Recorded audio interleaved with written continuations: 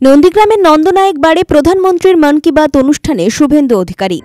আমি ভারতীয় জনতা পার্টি করতে এসেছি দুটো কারণে। মমতা ব্যানার্জির দুর্নীতিগ্রস্ত ভাইপোর নেতৃত্ব মানব না বলে, আর রাষ্ট্রবাদ, ভারতীয় সংস্কৃতি, সনাতন সংস্কৃতি যা বাংলায় বিপন্ন, সেই বিপন্নতা থেকে বাঁচার জন্য, কিছু চাওয়ার পাওয়ার জন্য আসিনি। কিছু চাওয়া পাওয়া দিয়ে রাজনীতি করিনি। যারা রাজনীতি করে খায়, যারা রাজনীতিটা প্রফেশন, যাদের ভাঙা সাইকেল ছিল না, 4 চাকার গাড়ি চড়ে, আলিশান পাকা বাড়ি বানিয়েছে, এসব কথার উত্তর তারা দেবে। আমার এগুলো লাগেও না, আর আমি এগুলো নিয়েই পৃথিবীতে ভূমিষ্ঠ হয়েছি।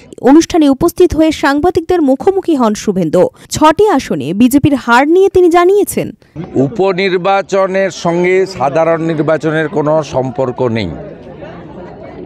প্রথমত, পশ্চিমবাংলায় উপনির্বাচনে ফল সাধারণ নির্বাচনের সঙ্গে মেলে না। উদাহরণ 1, কোচবিহারে উপনির্বাচন হয়েছিল 16 সালে লোকসভার, 4,70,000 ভোটে ওখানে তৎকালীন তৃণমূল প্রার্থী পার্থপ্রতিম রায় জিতেছিলেন। 19-এ ওই কেন্দ্র থেকেই নিশ্চিত প্রামাণিক বিজেপি 70,000 ভোটে জিতেছে। 19 সালে উপনির্বাচনে খড়গপুর এবং কালিয়াগঞ্জ, যেখানে লোকসভায় বিজেপির লিড ছিল, একটায় 40,000, একটায় 56,000, দুটো কেন্দ্র থেকেই তৃণমূল জিতেছিল। খড়গপুর থেকে প্রদীপ সরকার 20,000 ভোটে, কালিয়াগঞ্জ থেকে তপনদেব সিং 2200 ভোটে। 21 সালের বিধানসভা নির্বাচনে কালিয়াগঞ্জ থেকে বিজেপির সৌমেন রায় এবং খড়গপুর থেকে হিরণ চট্টোপাধ্যায় জিতেছে। আরও উদাহরণ নেবেন, সাগরদিঘিতে উপনির্বাচনে কংগ্রেস সিপিএম জিতেছিল জোট। 24-এর ভোটে তৃণমূলের খলিলুর রহমান ওখানে অনেক বেশি ভোট পেয়েছে। 23 সালে আমাদের ধূপগুড়ি সিটে 4,000 ভোটে উপনির্বাচনে আমরা হেরেছিলাম। এই সম্প্রতি লোকসভা ভোটে জয়ন্ত রায় ওখান থেকে 20,000 ভোট লিড নিয়েছে।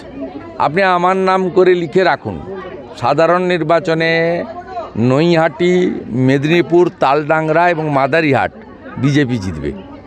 এই পরিবর্তনটা কেন? সিতাইতে 40% মুসলমান, ও সিট বিজেপি পাবে না। 80% মুসলমান বাস করে হাড়োয়া, পাবেন না। সাগরদিঘিতে নির্বাচনে তৃণমূল হারার পরে 6 মাস লক্ষ্মীর ভাণ্ডার বন্ধ রাখা হয়েছিল। এবারে এই উপনির্বাচনে গ্রামীণ এলাকাতে পুলিশের লোকরা, ভিলেজ পুলিশ, সিভিক পুলিশ এবং ওসিআইসিরা গিয়ে বলেছে সাগরদিঘি মডেল, এখান থেকে যদি তৃণমূল না যেতে সাগরদিঘির মতো লক্ষ্মীর ভাণ্ডার বন্ধ রাখা হবে এবং আবাস যোজনার যে বাড়ির তালিকা, ওই বুথকে বাদ দেওয়া হবে। অতএব এর সঙ্গে এর কোনো সম্পর্ক নেই। আমি খুব পরিষ্কারভাবে বলি, আমি যে মাটিতে দাঁড়িয়েছি পূর্ব মেদিনীপুর জেলায়, আমি এখানে হিন্দুদেরকে ঐক্যবদ্ধ করেছি। প্রত্যেকটা হিন্দু বুথে বিজেপির কার্যকর্তা তৈরি হয়েছে। সেই কারণে আমরা 21-এর নির্বাচনে 7টা বিধানসভা জিতেছি। এখানে 23-এর নির্বাচনে আমরা 2100 গ্রাম পঞ্চায়েত মেম্বার জিতিয়েছি এই জেলাতে। 24-এর লোকসভা ভোটে আমরা 16টার মধ্যে 15টাতে এগিয়ে আছি এবং 2টো লোকসভায় আমরা জিতেছি। রঞ্জন মাইতির রিপোর্ট, খবর BCBS।